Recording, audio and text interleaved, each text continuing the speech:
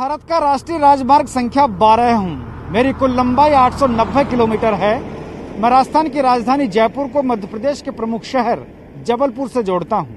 इस बीच आने वाले राजस्थान के प्रमुख शहरों में नवाबों की नगरी टोंक, शिक्षा की नगरी कोटा और झालावाड़ बीच में पड़ते हैं। लेकिन इस कोरोना संकट में क्या हालात हैं मेरे, न्यूज 18 की टीम के साथ आज मैं भी खुद ही का सफर कर रहा हूं और आप भी इस सफर में शामिल हो जाइए और जानिए मेरे हालात। तो आइए चलिए मेरे साथ। सन्नाटा, खामोशी को ओढ़े मैं एक राह हूं, कभी न रुकने वाला मैं NH12 हूं। लेकिन कोरोना काल में मेरे सीने पर दौड़ती गाड़ियों का शोर थम गया है। मुझे ये खामोशी खल रही है। मैं जयपुर से टोंक से गुजरते हुए मुसाफिरों को मंजिल तक पहुंचाने वाला हाईवे हूं, लेकिन अब ना तो वो मुसाफिर हैं और ना ही मंजिल महफूज है। मेरा हाल बयां करने के लिए न्यूज 18 मेरा हम सफर बनकर निकला है। इस सफर में मैं NH12 अपना हाल खुद बयां कर रहा हूं। मैं सफर में आगे बढ़ता जा रहा हूं, तभी मेरी नजर उन वॉरियर्स पर पड़ती है जो दूसरों की जिंदगी बचाने के लिए पूरी मुस्तैदी से मोर्चे पर डटे हैं, वर्दी का फर्ज निभा रहे हैं। खाकी के इस जज्बे को सलाम करने के लिए मैं इस सफर में जरा ठहर लूं और इन वॉरियर्स से कुछ बात कर लूं।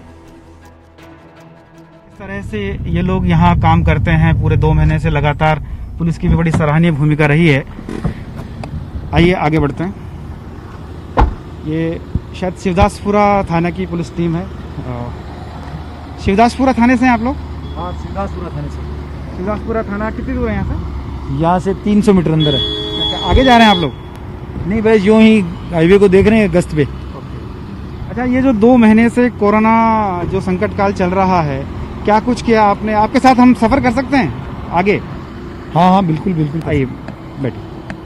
पहले अच्छा, एक और पिस्टल लगा रखी आपने? यस, अरे वाह, जरूरी है। या बिल्कुल बिल्कुल।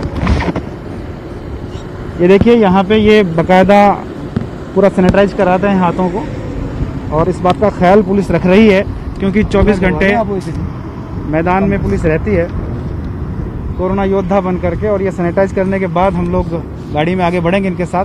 तो सर, हम किस तरफ आगे बढ़ रहे हैं अब? अभी हम NH12 पर हैं, पेट्रोलिंग में। हाँ। और आगे टोंक की तरफ जो हमारी सीमा जहाँ तक है वहां तक जा रहे हैं। तो टोंक की तरफ हम आगे बढ़ रहे हैं, NH12 पर हैं, और हम मारोड़ी जी से बातचीत करेंगे जो SHO हैं शिवदासपुरा के। तो मारोड़ी जी, ये जो हम सफर तय कर रहे हैं आगे जहाँ तक आपकी सीमा है, टोंक रोड है, एक चीज मैं आपसे जानना चाहता हूँ, क्योंकि पिछले 2 महीनों से लगातार जिस तरह से ये कोरोना संकट सामने आया है और पुलिस जिस तरीके से कोरोना योद्धा बनकर मैदान में है, तो इन योद्धाओं को किन किन चीजों से लड़ना पड़ रहा है?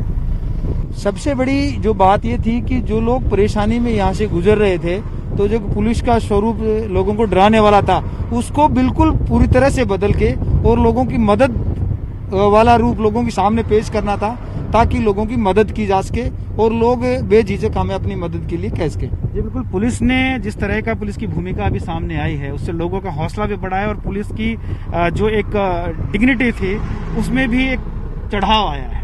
ऐसे में और क्या क्या सकारात्मक काम पुलिस की तरफ से किए गए हैं? आपके ही थाना इलाके की बात कर लें, NH12 पर क्या किया है आपने ऐसा, ताकि जो कोरोना में जो लोग पीड़ित हैं उनको मदद मिली हो? मैं ये कहना चाहूंगा, जहाँ तक डिग्निटी की बात है, पुलिस ने हमेशा से बहुत अच्छा काम किया है, परंतु इस बार क्या, बाकी लोग घरों के अंदर थे और पुलिस एक तरह से इस लड़ाई में फ्रंट पे थी, इसलिए वो लोगों को दिख रही थी। अन्यथा पुलिस हमेशा से अच्छे काम करती रही है। लोगों का विश्वास जरूर कम रहा है, वो विश्वास इस बार कायम हो गया है और लोगों को नजर आया है। इस दौरान जो हमने जो काम किया पुलिसिंग के अलावा, वो ये था कि जो गरीब मजदूर लोग पैदल जा रहे थे, उनको खाने की जरूरत थी तो उनको खाना उपलब्ध करवाया, पानी की जरूरत थी तो उनको पानी उपलब्ध करवाया, और जैसे बच्चे साथ जा रहे थे भी आगे तक इनको बिस्किट की जरूरत हो सकती है, उनको बिस्किट के पैकेट्स भी उपलब्ध करवाए। ये सामग्री भामाशाहों के सहयोग से उपलब्ध करवाई गई।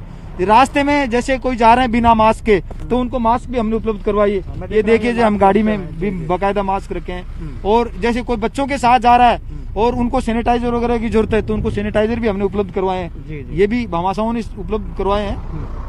तो इस प्रकार से हमने लोगों की मदद की है। घर से बाहर निकल गए हैं, NH 12 पर हैं, आपके थाना इलाके में हैं, उनको कुछ कहना चाहेंगे? उनको मेरा यही कहना है कि वो यदि उनको भी रास्ते में भी कोई व्यक्ति जरूरतमंद मिलता है तो या तो वो खुद मदद कर सकते हैं तो मदद करें, अन्यथा हमसे संपर्क करें और हमें बताएं। हम उनकी मदद के लिए सदैव तत्पर हैं। पुलिस मुस्तैदी से अपना फर्ज निभा रही है, ये जानकर और देखकर मेरा गम थोड़ा कम हुआ। मैं NH 12 अपने सफर में आगे टोंक की तरफ बढ़ चला और मेरे बीचों बीच बने डिवाइडर पर फैली हरियाली सवाल करने लगी।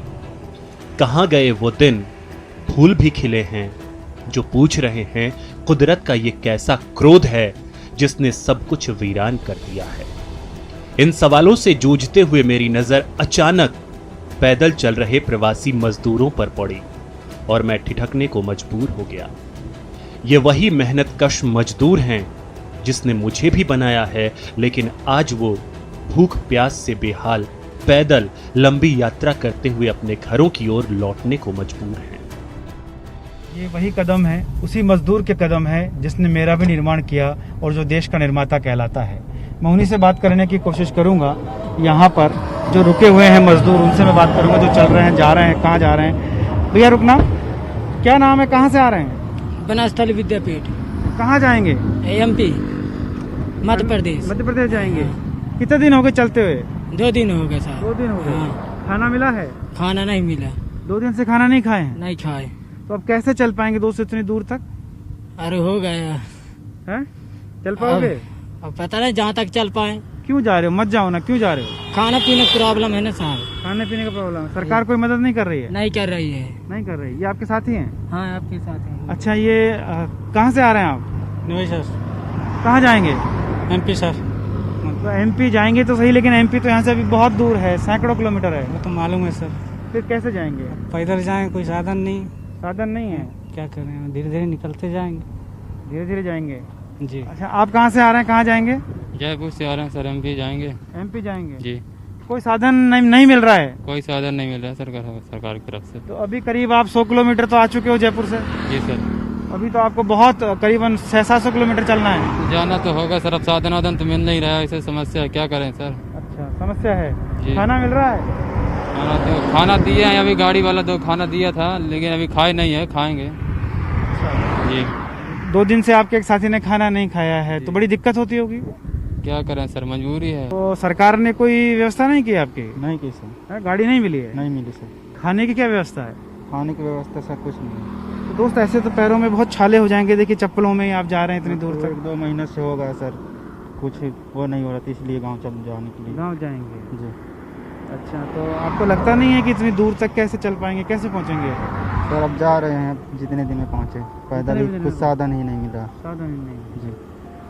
तो आप समझ सकते हैं, साधन नहीं है, पैदल जाने की कोशिश कर रहे हैं। हम कोशिश करते हैं कि इन्हें कोई साधन यहाँ मिले। रोड किनारे ये खड़े हुए हैं, इतनी मदद तो मैं कर ही सकता हूँ, क्योंकि ये वही लोग हैं, मेरे निर्माता, मुझे बनाने वाले। मैं नेशनल हाईवे 12 इनकी मदद जरूर करूँगा। मैं उनकी तरफ पीछे नहीं हटूँगा जो जिम्मेदार हैं, लेकिन इनकी प्रति अपनी जिम्मेदारी नहीं निभा रहे हैं। तो आइए कोशिश करता हूँ इनको कोई साधन उपलब्ध कराने की। पांव के छाले, भूख और प्यास इनके कदमों को रोक नहीं पा रहे। कब मंजिल तक पहुंचेंगे नहीं पता, लेकिन कठिन यात्रा पर चलते जा रहे हैं। मैंने इनका दर्द थोड़ा कम करने की कोशिश की ताकि इनके पांव को थोड़ा आराम मिले। ये देखिए, ये गाड़ी रुकी है, जरा इनसे बात करते हैं। भैया कहाँ जा रहे हैं? मैं तो यहाँ जाऊँगा। कहाँ? टोंक तक जाएंगे। थोड़ी मदद करिए ना, ये 3-4 लोग हैं, इनको बेचारों को बिठा लीजिए। ले जाओ, फोटो वोटो मत खींचना। नहीं, बिठा के ले जाओ। मदद करेंगे। ये अपनी दूरी मेंटेन करेंगे, दूर दूर बैठेंगे, नजदीक नहीं बैठेंगे। पीछे बिठा दो इनको। पीछे बिठा दूं? बहुत बढ़िया, भगवान आपको भला करेगा। बहुत अच्छा। आइए, सब लोग दूर दूर बैठेंगे, बिल्कुल नजदीक नहीं बैठेंगे ना? ठीक है, दूर बैठेंगे। चलिए बैठिए। इन मेहनतकश मजबूर मजदूरों को थोड़ी मदद करने की मेरी कोशिश कामयाब हुई। मैं खुश हूं कि मैं कुछ कर पा रहा हूं इनके लिए। इतना कुछ तो नहीं कर पा रहा जितना ये मेरे लिए करते हैं। दिन रात अपना पसीना बहाकर मेहनत करते हैं। मुझे तैयार किया, नेशनल हाईवे 12 को ऐसे ही मजदूर के हाथों ने तैयार किया है, जो कि राष्ट्र के निर्माता हैं, जो मेरे निर्माता हैं। और जब कभी भी टूट फूट होती है तब भी मेरी रिपेयरिंग यही लोग करते हैं। आज इनकी ज़िंदगी में जब टूट फूट हुई है तो मैं कोशिश कर रहा हूँ थोड़ी बहुत रिपेयरिंग इनकी ज़िंदगी की कर पाऊँ। प्रवासी मजदूरों को मदद मिलने के बाद वो रवाना हुए। मदद के बाद उनके उठे हाथों ने मुझे सुकून से भर दिया और मैं NH12 न्यूज़ 18 के साथ आगे बढ़ चला। मेरे इस सफर में जयपुर की सीमा खत्म हो रही है और मैं टोंक की सीमा में दाखिल होने जा रहा हूं, जहां मेरी पनाह में पुलिस का पहरा है, डॉक्टरों की टीम की मुस्तैदी है। और यहाँ मेरे सफ़र में जयपुर की सीमा समाप्त होती है। जयपुर जिले की सीमा यहाँ समाप्त हो जाती है और यहाँ से शुरू होता है टोंक जिला। आप देख सकते हैं यहाँ पर बाकायदा कोरोना योद्धा के रूप में ये पुलिसकर्मी, होमगार्ड के लोग और मेडिकल की टीम यहाँ पर रुकी हुई है। इस चिलचिलाती धूप में ये लोग अपना काम कर रहे हैं। जो पुलिसकर्मी है, कोरोना योद्धा है, वो यहाँ पर मौजूद, इनसे बात करेंगे। तो थानेदार साहब, क्या प्रक्रिया है, किस तरह से काम करते हैं? ये हर वाहन को चेक किया जा रहा है और जैसे कोई अपना मजदूर पेशा व्यक्ति है वो यहाँ आता है, अपना नाम एंट्री करवाता है, उसको पर्ची दी जाती है ताकि वो होम क्वारंटाइन में रह सके। डॉक्टर टीम भी है और हम पुलिसकर्मी इनको रुकवा करके और जो हमारी कार्रवाई है वो करके इनको रवाना करें। कैसे काम कर रहे हैं, क्या रहता है, पूरा प्रक्रिया क्या रहती है? सर, जो भी अदर डिस्ट्रिक्ट से आ रहे हैं ना, उनकी हम एंट्री कर रहे हैं यहाँ पे। अदर स्टेट से आ रहे हैं ना, हाँ। दिल्ली, राजस्थान, दिल्ली से MP से उनके यहाँ पे स्विंग करके डॉक्टर साहब करते हैं, फिर हम बार वापस निकालते हैं। डॉक्टर साहब को चेक हाँ। करते हैं। डॉक्टर साहब से हम बात कर सकते हैं। आप देखिए, ये स्कैनिंग की जाती है, स्कैनिंग के बाद इनका नाम नंबर एंटर किया जाता है। डॉक्टर साहब, क्या प्रक्रिया रहती है? इनका पहले हम लोग है ना पूछते हैं कहाँ से ये लोग आ रहे हैं, इनका नाम, नंबर, मोबाइल नंबर, एड्रेस, कहाँ इनको रहना है। अदर स्टेट से अगर आए तो उसकी एंट्री करते हैं, अदर डिस्ट्रिक्ट से आए तो उसकी एंट्री करते हैं और उसके बाद में हम आगे भी इसकी सूचना देते हैं जिससे इनको है ना 14 दिन के लिए होम क्वारंटाइन किया जा सके। यहाँ पर ये मास्क लगाकर ये गुड़िया आ रही हैं। कहाँ से आ रही हैं गुड़िया? जयपुर से बोल। कहाँ जाओगे? पाटन। अच्छा, अभी यहाँ क्या चेकिंग हो रहा है? जी। ये मास्क क्यों लगाया है? हिफाजत के लिए। हिफाजत के लिए लगा है। और अभी मेरा सफर खत्म नहीं हुआ है, मेरा सफर जारी है। मैं आगे बढ़ूंगा। ये देखिए टोंक की तरफ।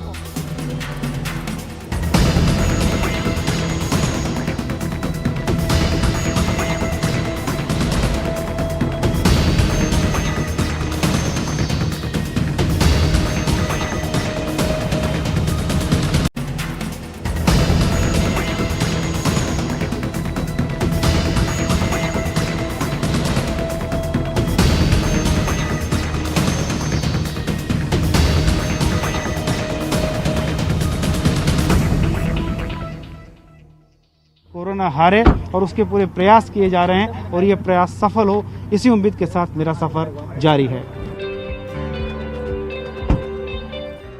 टोंक की सीमा पर कोरोना वॉरियर्स की मुस्तैदी को देखने के बाद मैं NH12 अपने इस सफर में आगे की तरफ बढ़ चला। मैं टोंक की तरफ बढ़ने लगा, लेकिन तभी मेरी नजर कुछ साइकिल सवारों पर पड़ी। अभी मेरा सफर टोंक की तरफ बढ़ ही रहा था कि रोड की दूसरी तरफ उधर से आते हुए कुछ लोग नजर आए हैं। चलिए उनसे मैं बात करता हूं कि आखिर ये लोग कहाँ जा रहे हैं। साइकिल से आ रहे हैं और इनको देखकर प्रथम दृष्टया तो यही लगता है कि ये लोग भी शायद उसी तबके से हैं जिसकी हम बात करते हुए आ रहे हैं। कहाँ से आ रहे हैं, कहाँ जा रहे हैं? साइकिल से जा रहे हैं आप? हम कोपरन बूंदी जिला से आ रहे हैं। कहाँ जाएंगे? पंजाब जा रहे हैं। क्या काम करते हैं? हम गेहूं काटने वाली मशीन चला रहे हैं। अच्छा। और भूसे वाला रिपर, 4 आदमी। अभी क्या दिक्कत हो गई है, क्यों जा रहे हैं? ये गाड़ी वाड़ी तो सब बंद है जी। हाँ जी। तो 15 दिन तो वैसे बैठे हुए हो गए, 2 महीना हमें यहाँ आए हुए हो गए। अच्छा। तो इसीलिए हम सोचा कि चलो साइकिल पे चलेंगे। फिर तो पंजाब तो हजारों किलोमीटर का सफर हो गया। तो बच्चे घर में डीक रहे हैं तो फिर जाना तो है ही। साइकिल से? हाँ, साइकिल से जाएंगे। तो जसविंदर जी, ऐसे कैसे साइकिल से पहुंच पाओगे दोस्त? ये जी फिर मजबूरी बनी खड़ी है, जाना तो पड़ेगा ही सामने। अच्छा। बच्चे डीक रहे हैं। अच्छा, तो वहाँ भी लॉकडाउन है, कैसे पहुँचोगे? हौली हौली जाएंगे जी। इतनी धूप पड़ रही, देखो धूप तो फिर जाना तो पड़ेगा ही, बच्चे हमारे। कहाँ से आ रहे हो आप? पंजाब से। नहीं, अभी कहाँ से आ रहे हो? अभी तो आ रहे हैं बूंदी जिला से। कहाँ जाएंगे अब? पंजाब जाएंगे साहब। तो कैसे चलोगे पंजाब ऐसे साइकिल से? पंजाब कर रहे क्या सर, पट भी दुख रहे हैं। अभी करे भी क्या, घर पे बच्चे बीमार, अभी घर पे तो जाना ही पड़ेगा। अभी लॉकडाउन की वजह परेशान हो रहे हैं, कोई ट्रेन मिल नहीं रही है। 10-15 दिन हो गए यहाँ बैठे खर्चा खा रहे हैं, ना कोई परमिशन का इंतजाम हुआ। वैसे ठीक है, कर्मचारी बढ़िया भी सेवा कर रहे हैं, खाना वगैरह कोई गांव में भी खिलाते हैं, रहने को भी सुविधा कर रहे हैं, बढ़िया सुविधा कर रहे हैं, कोई वैसे दिक्कत नहीं है। लेकिन अब बड़ी दिक्कत होने वाली है जाओगे तो? बड़ी दिक्कत अभी होगी, क्या इलाज है सर, इतना 8 काट दे 300-400 किलोमीटर और रह गया, इतना और काटेंगे भी क्या है, होगी जो होगी परेशानी, अभी क्या दिक्कत है। तो आप हिम्मत और मजबूरी दोनों का अंदाजा यहाँ पर लगा सकते हो कि किस तरह से ये लोग जा रहे हैं, साइकिलों से ये लोग पहुंच रहे हैं, कोशिश कर रहे हैं कि पंजाब तक पहुंचें, और हम भी ये दुआ करेंगे इनके लिए कि ये पंजाब सकुशल पहुंचे। लंबी यात्रा पर साइकिल पर निकले इन प्रवासी मजदूरों का दर्द जानने के बाद मैं अपने इस सफर में आगे बढ़ चला। मेरे चारों तरफ पसरा सन्नाटा मुझे परेशान करने लगा। फिर भी मैं NH-12 इस वीरानगी के दर्द को अपने में समेटे आगे बढ़ता रहा। तभी चिमनी से उठते धुएं में मुझे उम्मीद की रोशनी दिखी। सोच रहा था शायद यहां कामगारों को काम मिल रहा है। कोरोना संकट में मैं सब कुछ देख रहा हूं, मेरी उम्मीदें धुआं धुआं हैं। अभी मैंने चलते चलते देखा है एक ईंट का भट्टा भी। कहा जाता है कि मेहनत कश मजदूर के पसीने से ही वो ईंटें बनती है जिससे देश का निर्माण होता है, देश की बड़ी बड़ी इमारतें बनती हैं। कोरोना को लेकर के किस तरह की सारी चीजें देखने को मिल रही है यहाँ पे? मुकेश कुमार कनेरा मेरा नाम है। हाँ जी। मुकेश जी, किस तरह का माहौल है कोरोना संकट में? अभी परेशानी है कोरोना से। अच्छा, एक चीज बताइए, 2 महीने पहले की अगर अपन बात करते हैं, उस समय व्यवसाय कैसा था और 2 महीने बाद अब व्यवसाय कैसा है? 2 महीने पहले बढ़िया था। अच्छा। अब तो सारा काम बंद है। अच्छा। हल्का हल्का काम चल रहा है। अच्छा। लेबर का माल का स्टॉक हो रहा है। अच्छा। सेल बंद है। अच्छा। लेबर को सबको टाइम टू टाइम खाना वाना सबको दे रहे हैं। अच्छा, लेबर सब बाहर की है? लेबर सब बाहर की है, काम कर रही है, कुछ लोकल भी है, कुछ बाहर की भी है। अच्छा। हाँ, कर रही है, काम कर रही है। सब धंधे ठप लगभग हुए हैं। ईंट व्यवसाय कैसा है? ईंट व्यवसाय भी सर थोड़ा ठप ही है इस टाइम पे। काम धंधा बिल्कुल डाउन चल रहा है, मतलब मजदूरों को खाने बरे के लिए काम करवा रहे हैं भाई, इनके सिर कर्ज ना हो, इसलिए थोड़ा काम कर रहे हैं। ईंट बिल्कुल नहीं बेच रहे हैं, बंद कर रखी है गवर्नमेंट की तरफ से ही। इसमें पैसा मालिक की तरफ से ही वो वहन कर रहे हैं खर्चा इनका सब, और हड़ का काम चला रखा है। कितना फर्क पड़े, कितना % फर्क पड़ गया होगा? यहाँ से अभी 90% फर्क पड़ रहा है, 10% ही मान लो पहले से। अच्छा। और 90% तो ठप है धंधा। तो ऐसे में बड़ी मुश्किल हो जाएगी ईंट व्यवसायियों के लिए। मुश्किल ही है साहब, आने वाला समय फिर जो ये सा समय चलता रहेगा ना तो बिल्कुल ठप रहेगा मामला। व्यवसाय खत्म हो सकता है। व्यवसाय खत्म भी हो सकता है, खत्म हो रहा है हमारा तो। मैं सब कुछ देख रहा हूँ, चल रहा है यातायात, धीरे धीरे चलने लगा है, जिंदगी रफ्तार पकड़ने लगी है, और मैं उम्मीद करता हूँ कि मेरी रौनक बनी रहेगी, ये रफ्तार बनी रहेगी और ये रफ्तार आगे बढ़ेगी। इसी उम्मीद के साथ मैं अपना सफर आगे तय करता हूँ। इस संकट की घड़ी में भी ईंट भट्टे पर मेहनतकश मजदूर किसी कर्मयोगी की तरह डटे हैं जो उम्मीद का चिराग रोशन किए हुए हैं। ये वक्त बीत जाएगा, अंधेरा छटेगा, नई सुबह फिर मुस्कुराएगी। उम्मीदों का दामन थामे मैं भी आगे बढ़ चला। इसी बीच मेरे किनारे बसे गांव की सुध लेने का मैंने फैसला किया।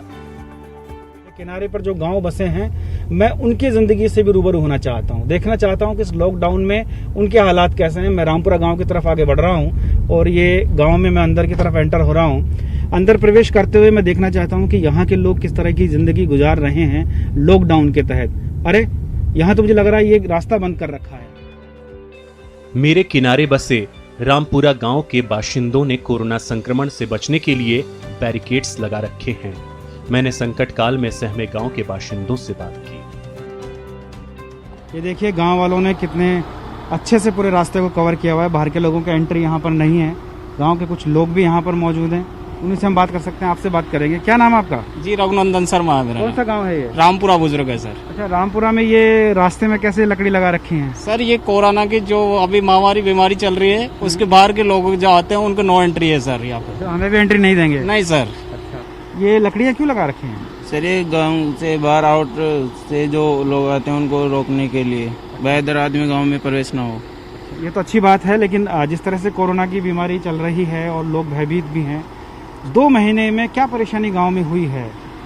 सर यहाँ तो वैसे तो गांव कुछ ऐसा देखने को नहीं मिला बाहर वालों को, लेकिन बाहर आना जाना बंद हो गया और कई चीजें बंद हो गया और खाने पीने की थोड़ी बहुत जो समस्या है वो उठानी पड़ रही है। अच्छा, एक चीज बताइए, 2 महीने में क्या क्या परेशानी हुई है गांव को कि ये आना जाना बंद हो गया है, स्कूलें बंद हैं, और भी कोई काम होता ही है गांव में, बहुत सारे काम होते हैं।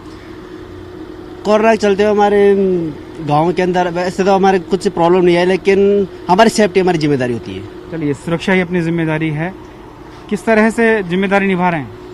सब लोग लॉकडाउन का पालन कर रहे हैं, कोई भी गांव के बाहर नहीं जा रहे हैं। सभी कुछ दिनों पहले विधायक साहब हमारे यहाँ पधारे और गांव का जायजा लिया कि गांव में कोई भूखा तो नहीं सो रहा है। सभी गांव वालों ने सहयोग किया है लॉकडाउन में सरकार का। लॉकडाउन में सरकार का सहयोग किया और अपना खुद का सहयोग भी कर रहे हैं। ये तो मेरे किनारे पर पड़ा एक गांव था जिसका नाम है रामपुरा। अब मेरा सफर आगे जारी है। इस गांव के बाशिंदे जागरूक हैं। इस संकट का सामना करने के लिए सभी एकजुट हैं। ये देखकर थोड़ा सुकून मिला और मैं सफर में आगे बढ़ चला। अब मेरे इस सफर को शाम अपने आगोश में लेने लगी है। इसी बीच मेरे किनारे लंबी यात्रा पर लगातार पैदल आगे बढ़ते प्रवासी मजदूरों ने मुझे ठिठकने पर मजबूर कर दिया। पैदल चलते ये प्रवासी बेबसी, लाचारी और मुसीबत किसे कहते हैं, इसका असली मतलब समझ रहे हैं। रात ढल चुकी है और अब हम लोग सफर पर चल रहे हैं। आप देखिए, यहाँ पर खूब सारे लोग मौजूद हैं जो जा रहे हैं, अपने अपने घरों के लिए जा रहे हैं। कहाँ से आ रहे हैं भैया? सर आ रहे हैं 17 नंबर विश्वकर्मा। अच्छा, कहाँ जाएंगे? अब लखनऊ जाएंगे सर। लखनऊ जाएंगे। अच्छा, आप कहाँ जाएंगे? मैं भी लखनऊ जाऊंगी। लखनऊ भी जाएंगे। कितनी देर से पैदल चल रहे हैं? सुबह 7 बजे से। हाँ जी, सुबह 7 बजे से पैदल चल रहे हैं। देखिए, और भी लोग हैं हमारे साथ, उनसे हम बात कर सकते हैं। कहाँ से आ रहे हैं? 17 नंबर से। कहाँ जाना है? लखनऊ। लखनऊ इन्हें जाना है। कब से पैदल चल रहे हैं? सुबह 7 बजे से। 7 बजे चल रहे हैं। और कितने लोग साथ हैं? हमारे पास 20-25 आदमी है पीछे। 25 लोग हैं। कहाँ से आ रहे हैं भैया? जगतावाली से। कहाँ जाएंगे? यूपी जाएंगे। यूपी जाएंगे। तो बहुत मुश्किल होगा इतना सारा सामान लेकर जाना पैदल पैदल। क्या करेंगे सर, मजबूरी है। मजबूरी है जी, मजबूरी है। अब देखिए, और भी वो लोग हैं, खूब सारे लोग हैं। आगे की तरफ आप देख सकते हैं पूरा पूरा गेला चला रहा है। कहाँ जाएंगे दादा? बरेली आऊंगा भैया। तो इतना पैदल पैदल कैसे पहुँच पाएंगे? कैसे भी पहुँचे। कैसे भी पहुँचे? बस घर जाना है। घर जाना है। घर जाना है। घर जाना है हमको, कैसे भी पहुँचे हम। क्या वजह हो गई, क्यों जाना चाह रहे हैं? खाने को नहीं है, किराया मांग रहा है मकान मालिक। कहाँ से किराया दें, कहाँ से खाएं, क्या खाएं? बड़ी मुश्किल है। बहुत मुश्किल है और टाइम काफी हो गया। तो मालिक कुछ नहीं कर रहा? फैक्ट्री मालिक कुछ नहीं कर रहा है। ये देखिए, यहाँ ये महिलाएं भी हैं, इनसे हम बात करते हैं। कहाँ से आ रहे हैं? ही से आ रहे हैं, जयपुर से। कहाँ जाएंगे? बरेली जाएंगे। बरेली जाएंगे। क्या दिक्कत है, क्यों जा रहे हैं ऐसे? मकान मालिक किराया मांग रहा है, कहाँ से दें? खाने को भी नहीं, खर्चा भी नहीं। अच्छा, कहाँ काम करते थे? ही काम करते थे जयपुर में। तो ठेकेदार नहीं दे रहे खाना वगैरह? नहीं, कुछ नहीं। बहुत दूर तक जाना है, हजारों किलोमीटर का सफर है, लेकिन ये सफर यूं ही चलता रहेगा। और रेला आप देख सकते हैं, दूर तक जाता हुआ ये रेला नजर आ रहा है।